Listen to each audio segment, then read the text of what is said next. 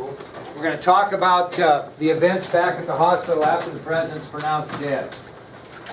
Okay?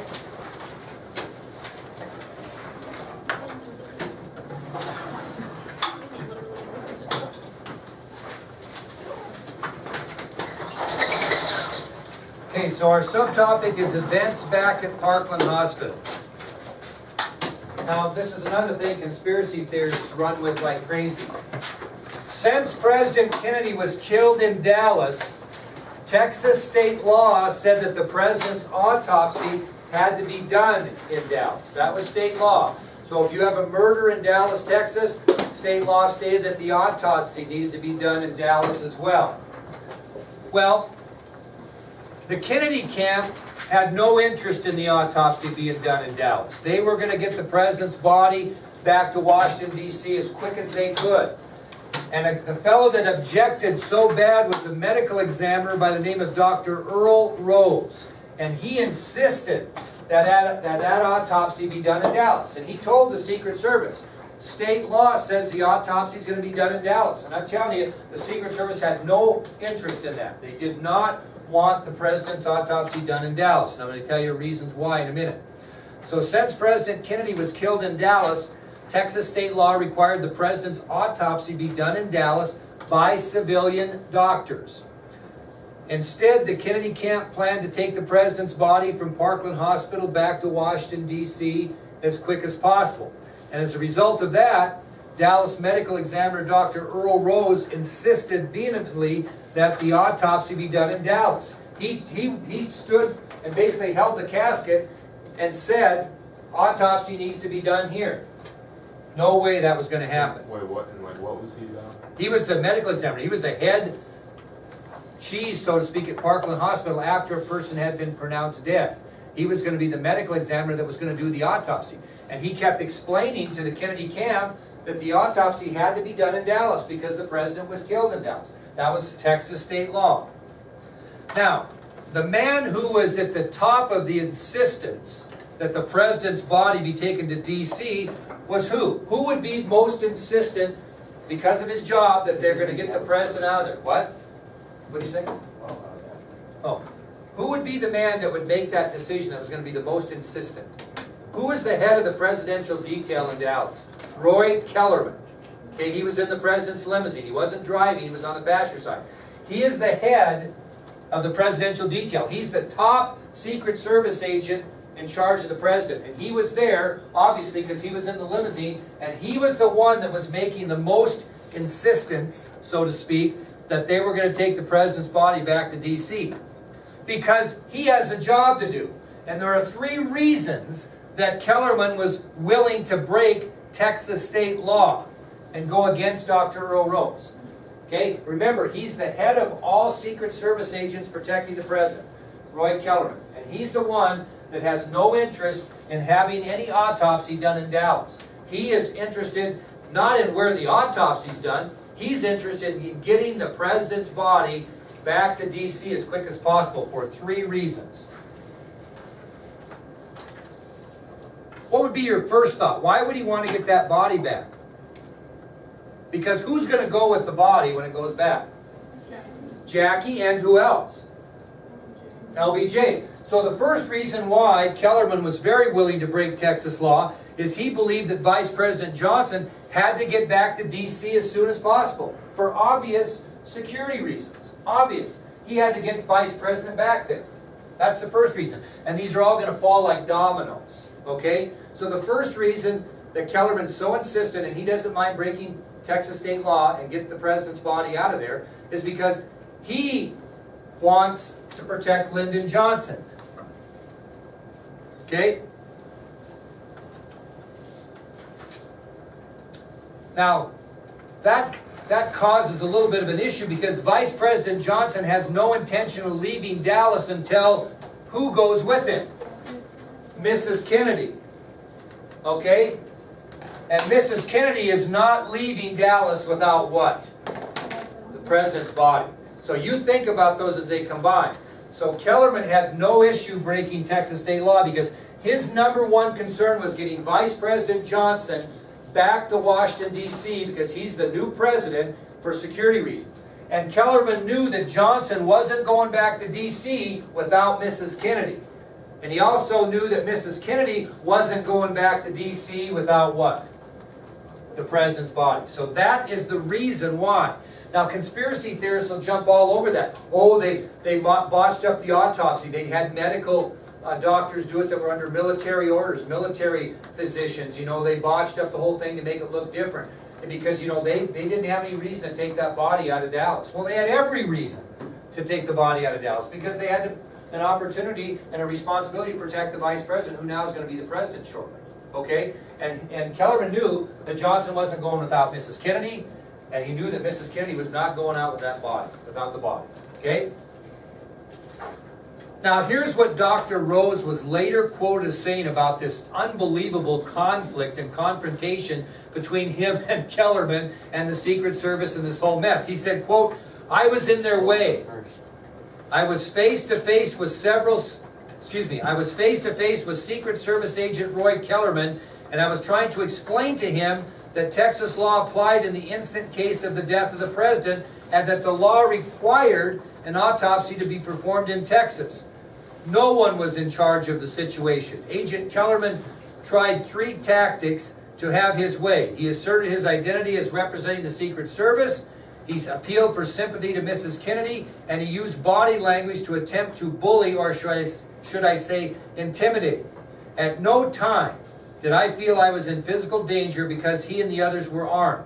I was not looking at Agent Kellerman's gun. I was looking at his eyes, and they were very intense. His eyes said he meant to get the president's body back to Washington." I mean, these guys had guns pulled and the whole works during this thing. Well, guess who's going to make the final decision to take President Kennedy's body back to Washington? He's going to be the man that makes the final decision and gets everybody settled down. Who? Kenneth O'Donnell. Kenneth O'Donnell would be the man to make the final decision. Because, I mean, this disagreement these guys were having led to unbelievably heated discussions, swearing, some of the worst filthy language you could ever imagine in front of Mrs. Kennedy, pulling of guns by both the Dallas police and Secret Service agents. Dallas police saying, "No, you're not taking the body." Secret Service saying, "Yeah, we're taking the body." I mean, this thing was just brutal, all in front of Mrs. Kennedy. And O'Donnell could see this was just going nuts. And so he stepped in and he made a proposal. And here's the proposal O'Donnell made to get this thing under control, because this was getting bad. I mean, Earl Rose was arguing with Kellerman. People were pulling weapons, swearing, yelling at each other. And poor Mrs. Kennedy, after her husband had been killed, is sitting there listening to all this. And O'Donnell senses that this is a bad deal. And so he makes a proposal. He proposes that the president's personal physician, Admiral George G. Berkeley, who was on the trip, would never leave the president's body until the autopsy was done back in Washington. So what O'Donnell proposed to get everybody under control is, listen, we'll take the president's personal physician, Admiral George G. Berkeley, and we will make sure that Berkeley does not leave the president's side at any time until the autopsy is completed, and the autopsy is going to be completed in Washington. That was the proposal that was made. That was the proposal. And O'Donnell stated, listen, we got to get this taken care of. So here's what we'll do. We'll take Admiral George G. Berkeley, the president's personal physician, who's right here on the trip, right in the hospital, and he will stay with the president's body and never leave it until the autopsy is completed in Washington. That was the proposal he made. And everybody kind of settled down and bought that at the point. But it was an ugly scene. Well, once that was agreed upon, O'Donnell asked Secret Service agent Clint Hill to get a casket for the president. So once they agreed upon that, O'Donnell turned to Secret Service agent Clint Hill and asked Clint Hill if he would please secure a casket for the president's body. Now, how many things has Clint Hill done? My goodness, that poor guy, he's been involved in everything. And you'll get a chance to hear him speak kind of gandering up here because I have a George Berkeley signature. I just can't find it up here. I'm going to have to start reorganizing, I guess. But anyway, Clint Hill's the one that's told to go get the casket. So Hill calls a local mortuary and he asked him to deliver the best casket they had to Parkland Hospital immediately. Give us the best one. You find it? Where's that? Here. Oh, it's way up on top up here. Yeah. George Berkeley is up on top. Take some time if we give you some to look at that stuff over. It's kind of cool. Anyway, so Hill calls a local mortuary and he asks him to send over the best casket they have. Send the best one you have. Over.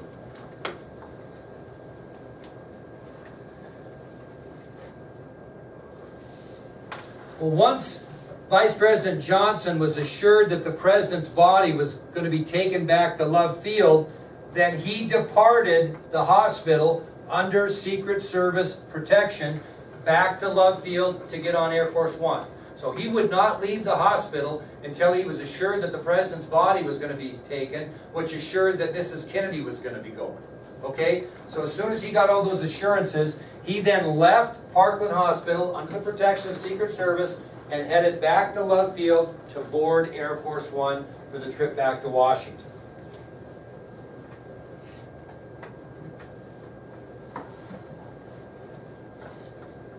Well, the casket arrives, the president's body is placed in the casket, and at 2:08 p.m., the casket was loaded into a hearse outside of Parkland Hospital, and it left for Love Field. So the casket arrives, the president's body is placed in the casket, and at 2:08 p.m., the casket is loaded into a hearse, and it is departed from Parkland Hospital to Love Field to put the president's body onto Air Force One. Okay, that'll take us to our next subtopic then, which is departure back to Washington, D.C. Departure back to Washington, D.C. Departure back to Washington, D.C. Can you repeat those 3 reasons why he didn't want the body? Okay, the reason why Kellerman was willing to break Texas law, is that what you mean? Number one was he needed to get Lyndon Johnson back to Washington, D.C. for security reasons. 2, he knew that Johnson was not going to leave without Mrs. Kennedy. And 3, Mrs. Kennedy was not going back unless her husband's body went also. Okay? Okay, departure back to Washington, D.C. The hearse arrived at Love Field at 2:15 p.m. The hearse arrived at Love Field at 2:15 p.m.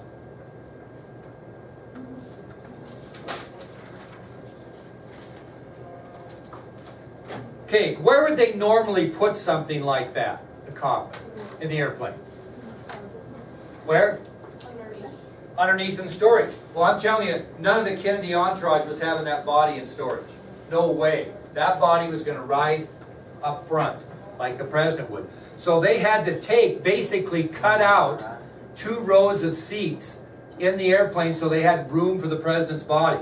So prior to the hearse arriving at Love Field, 2 rows of seats had been taken out of the Air Force One to make room for the president's coffin, because the Secret Service and the Kennedy entourage was not going to have President Kennedy's body flying below the aircraft like a piece of luggage. They had just made that decision. So as the president's body's coming back from Parkland, they're making arrangements to rip out 2 rows of seats to make room for it.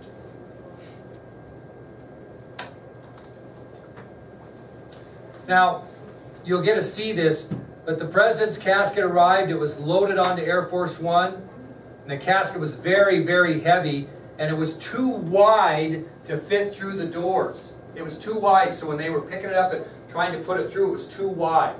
Okay? The Secret Service agents had to break the handles off the coffin, because with the handles on the coffin, it would not fit through the door.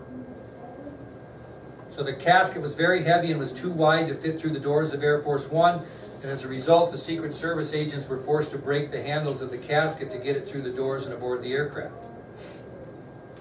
Now, think about it. How many people have ridden in airplanes? How much room do you have when you walk in that airplane to turn right and go to your seat? It's pretty tight. So is that coffin going to make the turn? No, they actually had to take a saw and saw off part of the entrance after they got in so they could make the turn. They had to saw part of the wall off of the airplane to get it in there. So after all of that hassle, breaking off the handles, actually having to tip the coffin a little bit to even get it through the door, and then, you know, saw off the inside of the airplane to make the turn, finally they get the president's coffin on the airplane. And at that point, General Godfrey McHugh, who was a military aide to Kennedy, insisted that the plane get off the ground immediately. As soon as the president's body was on the plane, General McHugh said, let's get in the air. He wanted in the air as soon as that coffin was on the plane. So General Godfrey McHugh, who was a military aide to President Kennedy, insisted the plane leave immediately, as soon as the body was on. Why? There are three reasons why he wanted to do that. What do you think were the three reasons that he wanted to do that? Why did he want the plane to take off as soon, absolutely as soon as the president's body was on? Well, part of that. Security, you know, they don't know who's ahead of this. They don't know if somebody's going to come to Love Field and shoot up the airplane or blow the airplane. They think it might be a conspiracy to kill all these government officials. And so the first reason he wants the plane to take off immediately is due to safety concerns that there might be a conspiracy. He wants to get in the air. Feels like they're safer in the air than they are sitting on the tarmac at Love Field sitting duck, basically. So that's one reason why he insisted the plane take off right away. Second reason is Jackie Kennedy kept requesting, let's go, let's go, let's go. Okay? As soon as the president's body got on the plane, Jackie was ready to take off. She wanted to go. So that's another reason why General McHugh was insistent that as soon as that president's body got on the plane, take off. And the third reason is that the plane's interior was just brutally hot.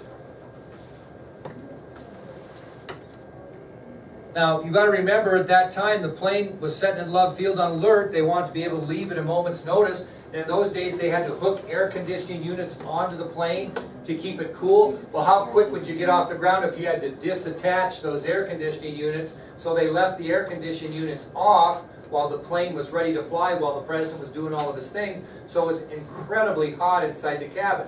And that's another reason why McHugh wanted to get going, is he wanted to get going up in the air so they could turn the air conditioning units on, okay, that were on the airplane once it was in the air. And the plane never took off. It just sat there. Finally, McHugh got about half irritated, and he went and asked the pilot, James Swindoll, why in the world are we not taking off? What's your problem here? So McHugh goes to the cabin, pilot's cabin, and he says to the pilot, James Swindoll, why are we not taking off here? The president's body's on. Let's go. Who would be the only person really that could make a decision if the plane took off or not at this point? Yeah, Lyndon Johnson. And when very good. And when Swindoll responded to McHugh by saying that Vice President Johnson didn't want the plane to leave yet. McHugh didn't even know Johnson was on the plane. Why wouldn't he not know that? Because how did Johnson get there in the first place? He didn't come on Air Force One, did he? So McHugh didn't give a rat's rear end whether the vice president was on the plane or not. He wanted to get going. He didn't even know Johnson was on board. He thought he would fly back to Washington in the same aircraft that brought him there. Now we'll end with today, then I'm going to read something I got yesterday. Why did Johnson not want the plane to take off? He wanted to be sworn in before they departed. Very good. Homer's on fire today. I'm on fire. Johnson wanted to be sworn in. He thought it was important. Now there's going to be a little bit of a controversy on who really wanted him to get sworn in, which we'll talk about tomorrow. But that's the reason the plane is sitting on the ground right now, not taking off, is because Johnson wants to be sworn in as President of the United States before they depart for Washington. Tomorrow we'll pick up from there, and who's Johnson going to be talking with back in Washington about protocol now? Who's he going to be on the phone with? Bobby Kennedy. We'll talk about that conversation tomorrow. Okay, I want to make a reminder to you kids.